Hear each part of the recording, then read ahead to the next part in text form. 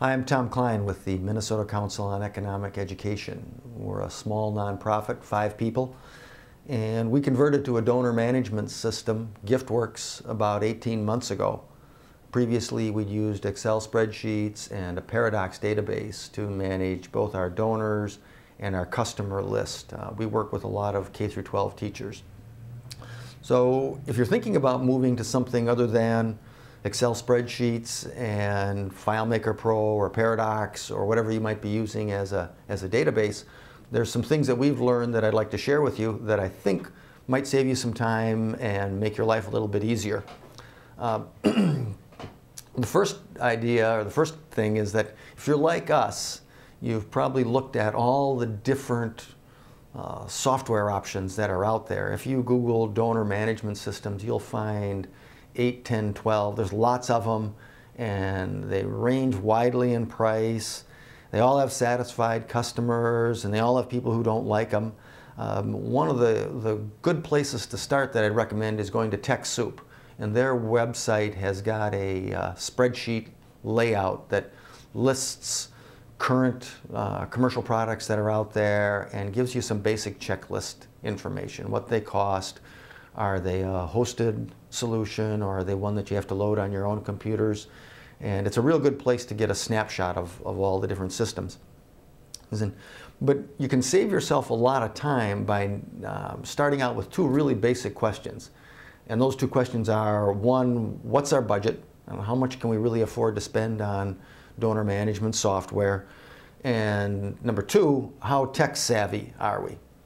And from our experience, I would argue that those 2 things really should drive your decision on what you're going to do with donor management software.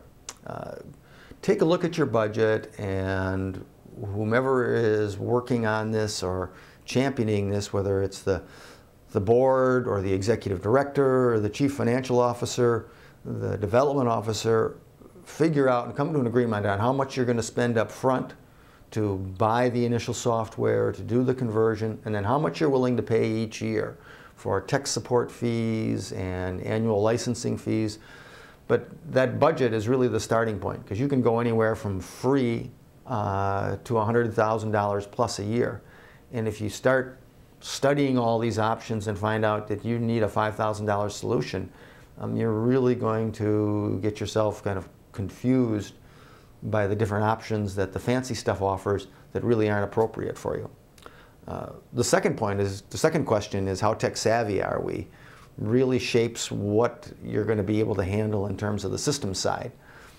If you have somebody who loves this stuff, who puts together systems and hooks up computers for people and likes doing this, you've got a tech savvy person, and you've got more options, and somebody who will be able to understand and explain the differences between different software and hosting options.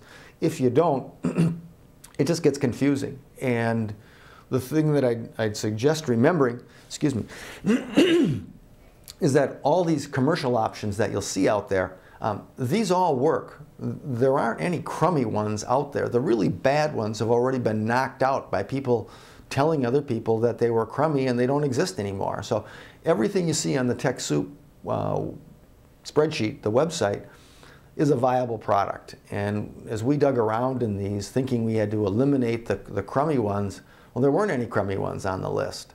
I suppose you could accidentally stumble across them, but it's more, rather than trying to go into detail with each of these, my suggestion would be to focus on those 2 questions.